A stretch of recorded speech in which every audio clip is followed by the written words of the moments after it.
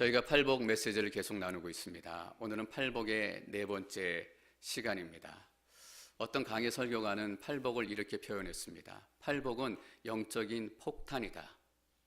이 영적인 폭탄이 그 삶에 떨어지면 그 삶이 변화되지 않을 수 없다라고 얘기했습니다. 왜냐하면 팔복의 메시지를 우리가 귀담아 듣고 성령의 음성으로 듣기 시작하면 우리 인생의 기준이 바뀔 수밖에 없기 때문입니다. 복되도다 마음이 가난한 사람들은, 가난한 사람이 어떻게 복될 수가 있겠습니까? 복되도다 슬퍼하는 사람들은, 슬퍼하고 눈물 흘리고 안타까워하는 사람들이 어떻게 복된 사람들이 될 수 있겠습니까? 복되도다 온유한 사람들은 힘이 있어야 복을 좀 찾아오는 게 아닌가, 힘이 있어야 땅을 좀 찾아오는 게 아닌가. 그런데 예수님께서는 복되도다 온유한 사람들은, 여러분 팔복의 메시지의 핵심은 바로 여기에 있습니다. 가난하다는 것에 포커스를 맞추면 팔복의 답이 나오지 않습니다. 팔복의 메시지의 핵심은 뭐냐면 우리의 관심이 가난에서 예수 그리스도로 옮겨지는 것입니다. 가난하기 때문에 예수님께 나오고, 내 마음의 인생에 슬픔이 있기 때문에 예수님에게 나오고, 내 마음이 온유하고 예수님 때문에 이 어려움들을 이겨내고 예수님 앞에 서게 되고, 그 과정을 통해서 우리 인생 가운데 나타나는 가장 큰 변화는 뭐냐면 그 이전에 내 인생에는 가난하냐 부자냐 이게 제일 중요한 이슈였어요. 그 이전에 내 인생에는 슬프냐 기쁘냐 이게 중요한 이슈였어요. 그 인생의 내 가장 중요한 이슈는 힘이 있느냐 없느냐 이거였어요. 근데 내가 가난해서 예수님 앞에 나왔기 때문에 그 기준이 바뀌어요. 그것에서 내 인생의 기준이 예수님이 되는 거예요. 여러분, 예수님이 인생의 기준이 되면 그 삶 가운데 놀라운 일이 일어나요. 저는 제 삶 가운데도 놀라운 일이 일어날 줄 반드시 믿습니다. 왜냐하면 제 인생의 기준이 가난한 것에서 예수님으로 바뀌었기 때문이에요. 제 인생의 기준이 기뻐하는 것에서 예수님으로 바뀌었기 때문이에요. 여러분, 그러면 그 인생은 자기의 능력으로 살아가는 인생이 아니라, 자기가 가진 돈과 힘으로 살아가는 인생이 아니라 예수 그리스도의 능력으로 살아가는 삶으로 바뀌는 거예요. 그러니까 팔복은 영적인 폭탄이에요. 저는 팔복의 메시지를 계속해서 나눌 텐데 여러분들이 이 영적인 폭탄을 제대로 맞으셨으면 좋겠습니다. 여러분, 폭탄 맞으면 머리도 막 이렇게 엉클어지고 옷도 타고, 저 이 폭탄 때문에 여러분 인생의 머리도 엉클어지고 옷도 타고 여러분 삶 가운데 쌓아놓았던 다 거짓된 것들이 터져버리기를 축원합니다. 그리고 그 자리에 예수님 서는 거예요. 여러분, 우리 인생이 왜 안 바뀌어요? 주인이 예수님이 아니기 때문이에요. 팔복의 메시지는 그거예요. 가난하냐 부자냐 이것이 아니라. 5장 5절 말씀을 6절 말씀 함께 읽습니다. 5장 6절 시작. 복되도다 의에 줄이고 목마른 사람들은 그들은 복되도다, 복이 있을 것이다, 복된 사람이다, 의에 줄이고 목마른 사람들은. 복되다라는 말, blessed, 바락, 우리에서는 쉬운 말로 하면 행복이다라고 여러 번 말씀드렸습니다. 물론 행복이라는 단어가 이 복되도다라는 의미를 다 담을 수는 없어요. 그러나 중요한 의미 중에 하나가 행복이에요. 여러분, 행복하려면 행복을 추구해야 되잖아요. 잘 살려면 돈을 추구해야 되잖아요. 근데 6절 말씀에는 돈과 행복을 추구하는 것이 아니라 의에 줄이고 목마르다라고 얘기했어요. 여러분, 인생의 큰 역설 중에 하나가 뭔지 아십니까? 행복을 쫓아다니는 사람은 허무하게 끝난다라는 거예요. 기쁨을 쫓아다니면 쾌락만 남아요. 여러분, 소유 돈을 쫓아다니면 탐욕과 욕심만 남아요. 사람들의 칭찬만 쫓아다니면 비겁함만 남아요. 사람들이 나 인정해 주지 않으면 어떡하지? 칭찬해 주지 않으면 어떡하지? 그래서 늘 눈치 보고 사람들이. 그래서 목사도 사람들의 칭찬만 바라면 비겁한 목사 돼요. 하나님의 메시지 증거하지 못하고 이번 주는 어떤 메시지를 전해야 성도님들이 잘 듣고 마음의 움직임이 있고 감동을 받고 이거에만 포커스를 맞추는 거예요. 비겁해져요. 하나님께 주신 메시지를 메시지로 선포하지 못하고 하나님의 말씀을 말씀으로 선포하지 못하게 돼요. 여러분, 오래 사는 것, 장수하는 것 중요해요. 근데 오래 사는 거에만 목표를 가지면 어떻게 돼요? 추하게 돼요. 이것저것 못 먹는 거 없이 오래 산다라고 얘기하면 갈 자리 안 갈 자리 안 가리고 다 가서 먹어야 될 것 안 먹어야 될 것 얼마나 추해요. 근데 여러분, 하나님 쫓기 시작하면 그 삶 가운데 기쁨이 생기기 시작할 줄 믿습니다. 여러분, 소유를 쫓지 않고 하나님 쫓으면 뭐라 그랬어요? 그 땅을 유업으로 받게 된대요. 여러분, 사람 칭찬 쫓지 않고 하나님 쫓으면 어떻게 돼요? 당당해지고 담대해져요. 사도행전의 제자들을 표현하는 많은 단어들 중에 대표적인 단어가 뭐냐 하면 담대하게 복음을 전했다라는 것입니다. 그들은 사람 칭찬 구하지 않고 하나님을 쫓았기 때문이에요. 여러분, 놀라지 마세요. 오래 사는 것, 장수하는 것, 100살 넘어야 되겠다. 이게 인생의 목표가 되면 그 인생에 취해지지만 하나님 쫓아가면 영원한 생명 얻습니다. 여러분, 이게 인생의 비밀이고 역설이에요. 행복을 쫓아다니는 세상이 됐어요. 누구나 행복이 꿈이에요. 여러분, 운전할 때 차들이 지나가잖아요. 그때 지나간 차에 운전하는 분들의 모습 보셨어요? 한국 사람도 있고, 또 필리핀 사람도 있고, 미국 사람도 있고, 네이티브 인디안도 있고, 인종과 나이와 연령에 상관없이 제가 공통적으로 늘 느끼게 되는 게 저분들의 얼굴에 어떻게 저렇게 행복이 없을까?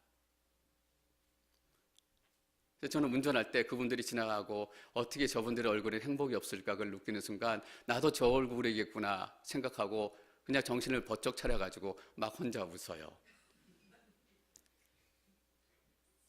사람들은 행복을 쫓아가는데 행복하고는 너무 거리가 멀어요. 설교 준비하면서 CCM 찬양 하나가 생각이 났어요. 주님의 숲이라는 찬양인데 여러분들은 잘 모르실 수 있는 찬양이에요. 그 찬양 가사 중에 어떤 게 있냐면 그 어디에도 평화 없네, 참 평화가 없네. 행복을 쫓아가고 평화를 쫓아가는 세상, 사람들 안에는 근데 평화가 없어요. 여러분, 길거리에 걸어다니는 사람들, 일하는 사람들 한번 얼굴 보세요. 그 얼굴에는 평화가 없어요. 그 어디도 평화가 없어요. 이 땅의 나라들끼리 얼마나 많은 평화 협정을 맺어요. 근데 그 나라들의 평화가 있어요. 협정을 맺고도 난리와 전쟁의 소문이 끊이지 않게 되는 거예요. 좀 쉬면 행복해질까? 제가 휴가의 비밀에 대해서 여러분들하고 몇 번이나 나눴어요. 좀 쉬면 행복해지겠다. 더 많은 시간을 휴가 시간으로 잡고 내가 휴가 시간이 더 길면 행복해지겠다. 근데 여러분, 가장 1년 중에 피곤할 때가 언제인 줄 아십니까? 휴가에서 돌아와가지고 출근할 때예요. 금요일, 토요일, 주일 이렇게 쉬고 잘 쉬면 힘이 나서 행복하게 출근해야 되는데 쉬는 것 때문에 병이 생기잖아요. 월요병. 영어로 뭐라 그러나요? 먼데이 블루라 그러나요? 월요병이 생겨요. 야, 이틀만 쉬어서 그런가 보다. 금요일, 토요일, 주일 쉬자. 금요일도 쉬는 대로 있잖아요. 월요병이 사라지는 것이 아니라 월요병은 더 깊어지게 될 줄 저는 확신합니다. 여러분, 이게 인생의 역설이에요. 행복 쫓아가면 답 없어요. 돈 쫓아가면 답 없어요. 예수님께서 행복 쫓아가라, 그래야 행복이 있다. 복 쫓아가라, 그래야 복이 있다. 이 얘기하시지 않고 의에 줄이고 목마른 사람들, 다시 말하면 의를 쫓아가라라고 말씀하세요. 그렇다면 여기서 의란 어떤 것일까? 의가 뭐예요, 여러분? 의는 우리가 쉽게 얘기할 수 있어요. 착하고 선하게 잘 사는 거예요. 그게 한 부분이에요. 그러나 성경에서 얘기하는 의는 훨씬 더 큰 뜻이에요. 의는 뭐냐면 하나님의 뜻대로 사는 거예요, 여러분. 하나님의 말씀대로 사는 거예요. 하나님께서 계획하신 계획대로 사는 것이에요. 그게 하나님의 의예요. 그 의를 쫓아가야 된다는 거예요. 여러분, 하나님의 뜻이 무엇입니까? 여러분, 하나님의 여러분을 향한 인생의 계획이 무엇입니까? 로마서 1장 17절입니다. 함께 읽겠습니다. 로마서 1장 17절 시작. 복음에는 하나님의 의가 계시되 믿음으로부터 믿음에 이르게 합니다. 기록되기를 의인은 믿음으로 살 것이다 라고 한 것과 같습니다. 복음에는 하나님의 의가 계시되 복음 안에 하나님의 의가 나타났다는 거예요. 여러분, 복음은 무엇이에요? 복음은 행복에 관한 것 아닙니다. 복음은 돈에 관한 것도 아니에요. 얼마 전에 한 집사님하고 이런 얘기 나눠서 그냥 인간적인 얘기예요. 그냥 자식들이 큰 사고 없이 무탈하게만 지냈으면 좋겠습니다. 무탈한 거 좋아요. 근데 여러분, 무탈한 게 복음이 아니에요. 돈에 관한 것도 더더구나 아닙니다. 어디 자료를 보니까 성경에 2000구절이 넘는 구절이 돈, 재물에 관련된 구절이래요. 예수님의 말씀 중에 15% 이상이 돈에 관련된 이야기예요. 여러분, 그렇게 돈이라는 단어가 많이 등장하는 것은 돈을 쫓아라라는 의미 아니잖아요. 너희는 하나님과 돈을 동시에 섬길 수 없다. 하나님이 너희 인생의 주인이 돼야 된다라는 거예요. 여러분, 복음이에요, 이게. 근데 복음은 누구에 관한 것입니까? 예수 그리스도에 관한 것입니다. 여러분, 다시 한번 선포합니다. 복음은 돈에 관한 것도 아니고 행복에 관한 것도 아니고 출세에 관한 것도 아니고 복음은 예수 그리스도에 관한 것입니다. 여러분, 조금 더 설명해 볼게요. 예수 그리스도가 이 땅에 오셨어요. 그건 어떤 의미예요? 하나님께서 세상을 이처럼 사랑하사. 복음은 예수 그리스도에 관한 것이고 예수 그리스도에 관한 것은 하나님의 사랑에 관한 것이다 라는 의미예요.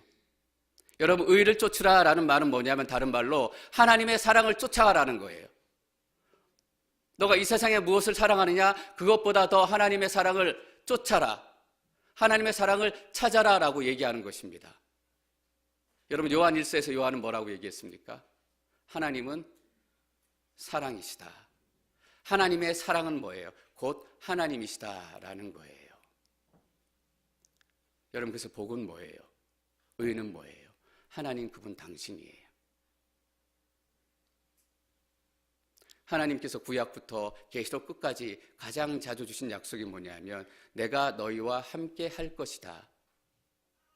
너희를 배불리 먹여줄 것이다. 너희를 건강해 해줄 것이다. 이런 얘기를 하신 것이 아니라 더 자주 내가 너희와 함께 할 것이다. 왜냐하면 하나님 스스로 당신께서 복이시기 때문이에요. 여러분, 왜 행복 찾으면 행복이 없고 허무함만 남는 줄 아세요? 우리 행복의 근원을 놓쳤기 때문이에요. 여러분, 하나님께서 복의 근원이십니다. 하나님이 복이세요. 창세기 1장에 보면 하나님께서 6일 만에 세상을 창조하시고 마지막에 아담과 하와 사람을 지으십니다.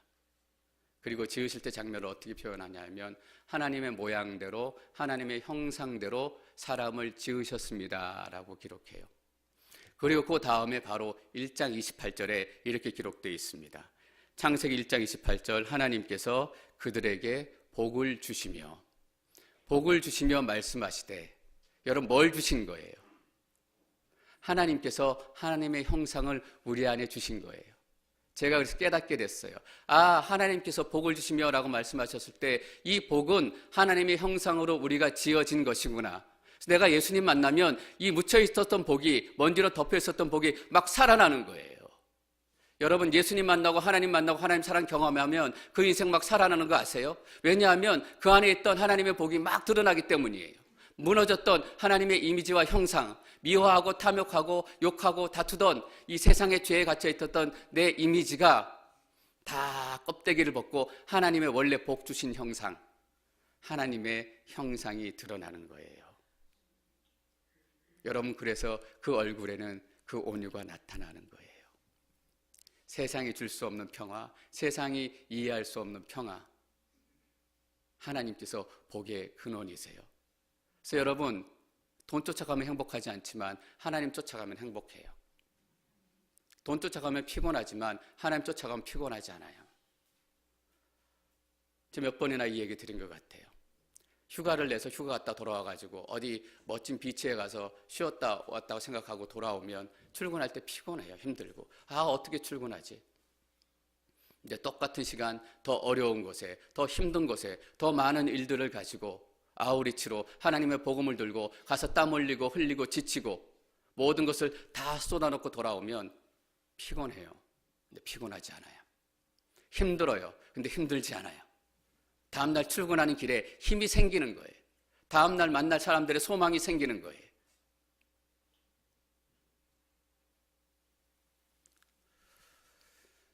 여러분, 예수님께서 요단강에 가셔서 세례 요한에게 세례를 받으셨어요.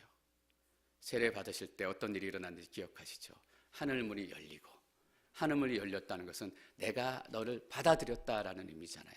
그리고 성령을 비둘기처럼 내려주셨어요. 하나님께 인정을 받고 하나님께 받아들임을 받고 성령께서 함께 하셨어요. 성령의 기름 부으심과 능력이 나타나기 시작한 거예요. 우리 같으면 이 상황에서 당장 능력도 받고 하나님께서 함께 하시고 인정도 하셨는데 갈릴리든 예루살렘이든 사역하러 가서 당장에 병 고치고 당장에 귀신 쫓고 당장에 사역들을 시작해야 된다. 예수님께서는 바로 갈릴리로 가지 않으셨습니다. 어디로 가셨어요? 광야로 가셨어요. 광야로 가셔서 40일 동안 금식하시면서 기도하셨습니다. 그 기도가 끝나실 무렵 예수님의 모습을 마태복음 4장은 이렇게 기록합니다. 마태복음 4장 말씀 함께 읽습니다. 예, 함께 읽겠습니다. 시작. 40일 밤낮을 금식하신 후에 예수께서 배가 고프셨습니다. 줄이고 목마른 사람들, 줄이다라는 말, 예수님께서 배가 고프셨다라는 말 같은 단어입니다. 근데 이걸 번역을 한 군데는 배고프다라고 번역을 했고 한 군데는 줄인다라고 번역을 했어요. 여러분 좀 놀랍지 않으세요? 예수님의 사역이 뭘로 시작이 돼요? 배고픔으로 시작이 됐다라는 거예요. 여러분 이거 깨달으셨어요? 예수님의 능력으로 시작하지 않고 왜 배고픔으로 그 공생의 사역을 시작하셨습니까? 왜냐하면 우리가 배고픈 인생이기 때문이에요, 여러분. 예수님께서는 내가 너희와 함께 할 것이다. 임마누엘, 하나님의 가장 큰 복을 우리에게 주시면서 시작하신 거예요. 배가 고파요. 목말라요.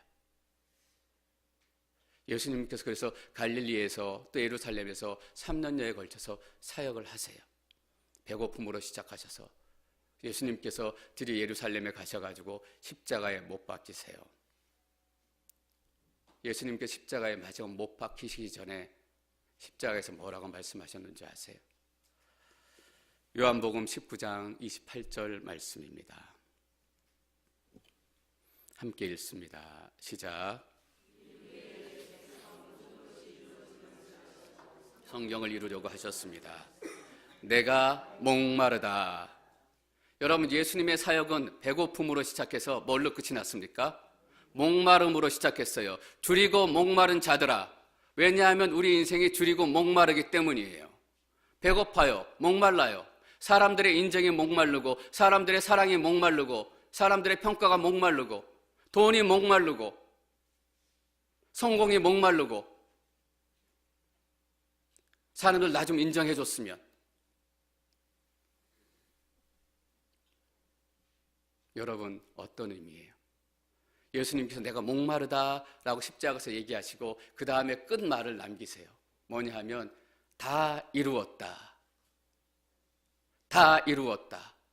여러분 배고픔과 목마름을 다 이루었다. 무슨 뜻입니까? 네 인생의 배고픔의 문제, 네 인생의 목마름의 문제, 그 해결책을 내가 십자가에서 너희에게 주었다라는 거예요. 여러분 지금 무엇 때문에 목말라 하세요? 무엇 때문에 배고파 하세요? 이번에 윈터 컨퍼런스에 아이삭 서 선교사님 모셔서 말씀도 전해주시고 페어런트 세미나 부모님들하고 특별히 자녀 교육에 대해서 그 본인이 1.5세이고 또 많은 청년 다음 세대 사역을 감당하니까 함께했던 경험들과 본인의 느낌 또 공부한 것들을 나눠주셨어요. 1시간, 1시간 반 정도였지만 참 귀한 시간, 저에게도 많이 도움이 됐습니다. 그분이 이런 얘기 하시더라고요. 본인이 동부 저 끝에서 LA 서부 이쪽 끝까지, 이제는 앵커리지 이제 끝까지 청년들, 유스들, 다음 세대 학생들을 만나서 공통적으로 느끼는 게 하나가 있대요. 너무 외로워한다라는 거예요. 어디서 속하지 못하고 어디서 받아주지 않고 우리의 자녀들이 너무 외롭다라고 얘기하시더라고요. 우리 아이들이 그런 문제를 당하고 있는 거예요. 끝에 나누겠지만 그게 아이들만의 문제 아니죠. 우리가 가지고 있는 동일한 문제예요. 그리고 본인 얘기하시더라고요. 아버지가 가나 선교사를 출발하시면서 그때 자기는 11살, 누나는 그보다 조금 몇 살 터울 위에 함께 갈 수 있는 상황이 안 돼서 아이삭 선교사님 11살 나이에 한국에 있다가 뉴질랜드로 데려다 놓고 가셨대요. 뉴질랜드에 아는 사람도 없고 도와주는 사람도 없고 함께할 사람도 없고 11살 먹은 남자아이가 아버지가 없는 그 상황, 누가 의지할 사람이 있겠어요? 그런데 선교사님이 11살에 예수님을 인격적으로 만나기 시작했대요. 하나님을 인격적으로 만나기 시작했대요. 내 육신의 아버지는 저기 가나에 떠나 있지만 하나님 아버지가 내 아버지가 되어주셔서 그 빈자리에 배고픈 자리마다 목마른 자리마다 함께 해주셨다라는 것을 스스로 입술의 삶을 고백하더라고요. 11살 먹은 꼬마아이가 행복을 찾아 떠났다면,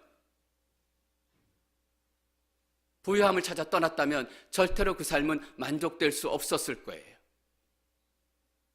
근데 하나님 아버지가 자기 인생에 들어오기 시작하는 순간 달라졌대요. 여러분, 우리 자녀들, 우리도 마찬가지예요. 내가 혼자다, 아무도 함께하지 않는다, 이것 때문에 우리가 뭘 하길 두려워해요. 내가 이거 해봐야 남들이 뭐라 그러겠지, 비웃기나 하겠지. 우리 아이들도 내가 이거 한다고 해봐야 엄마 아빠가 동의해 주겠어?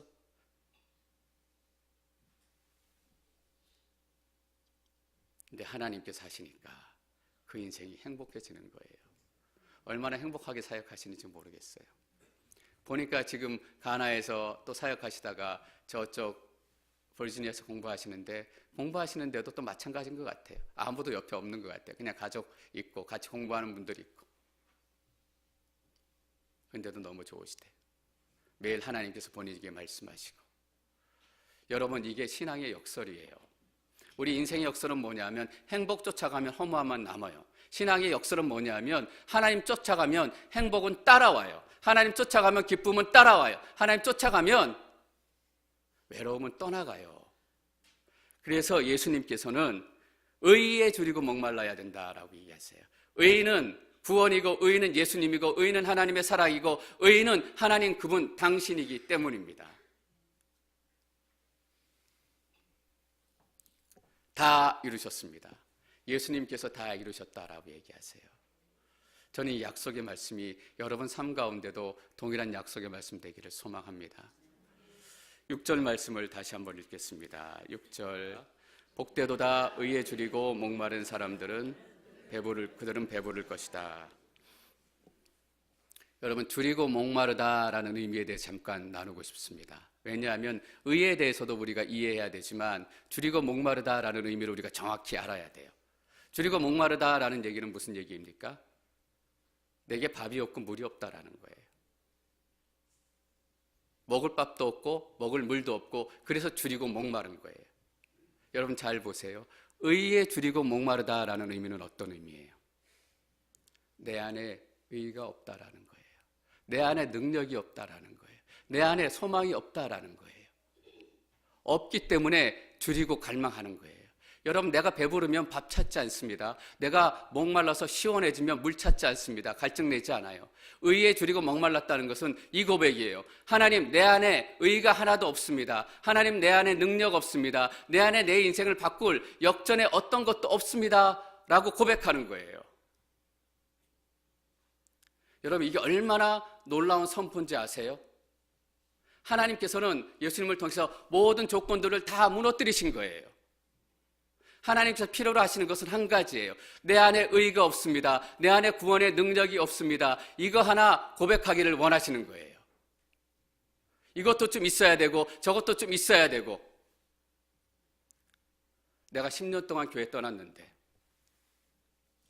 내가 교회 떠날 때 어떻게 했는데, 내가 다시 돌아가도 하나님 받아주실까? 내가 다시 돌아가도 이 공동체에서 받아줄까? 내가 개거천선한 모습을 미리 좀 보여야 하나님께서 받아주시는 거 아닌가? 여러분, 그게 아니다라는 의미잖아요. 어떤 의미냐 하면 내가 다시 하나님께 돌아가고 싶습니다. 내가 배고프고 목마릅니다. 이 마음 하나만 있으면 하나님께서는 받아주시겠다라고 얘기하는 거예요. 모든 조건들은 다 무너뜨리는 거예요. 1년에 일주일 최소한 크리스찬인데 예수 믿는데 이 정도 새벽기도 헌신을 해야지 당연한 얘기예요. 근데 뭐냐 하면 이걸 못할지라도 내가 방금 죄 안에 있었고 방금 전에 타락 안에 있을지라도 하나님, 내 모습이 이렇습니다. 내 능력으로는 내 삶을 바꿀 수 없어요. 내 능력으로는 우리 가정에 한치도 바꿀 수 없어요. 내가 목마르고 배고파요. 이렇게 고백하는 순간 하나님께서는 여러분의 인생을 받으시는 것입니다. 예수님께 바리새인들을 왜 책망했어요? 자꾸 이 조건 저 조건 쌓았어요. 안식일법, 무슨 법, 뭐 해야 되고 뭐 해야 되고. 아니에요. 예수님께서는 다 무너뜨린 거예요. 하나님 여러분들에게 이 한마디 듣기 원하세요. 내가 예수님 필요합니다. 내가 정말 어렵고 고통스럽습니다.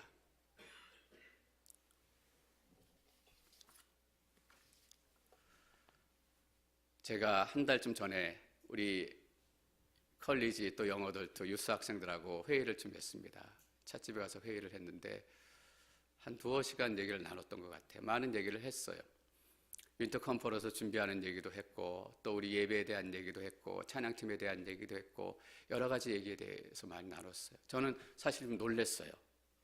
그냥 매일 몸만 왔다 갔다 하고 그냥 입만 열어서 노래만 하는 줄 알았는데 우리 차세대 안에 그런 고민과 또 그런 예배에 대한 열망들이 있다라는 거, 또 심각하게 고민하고 있다는 거 제게 좀 도전이 많이 됐어요.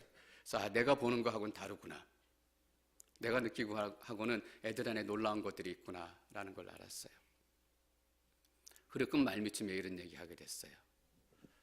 새로운 사람이 유스예배, EM 예배 오면 좀 낯설어 한다라는 거예요. 오면 새가족 팀이 나가서 환영도 해주고 잘 오셨습니다 이렇게 영접도 해주고 해야 되는데 그게 잘 안 되니까 많이 낯설어하고 속하지 않은 것 같고 좀 동떨어져 있는 것 같은 그런 느낌들을 많이 가져서 어떤 학생은 너무 냉랭한 것 같아서 다른 교회로 갔대요.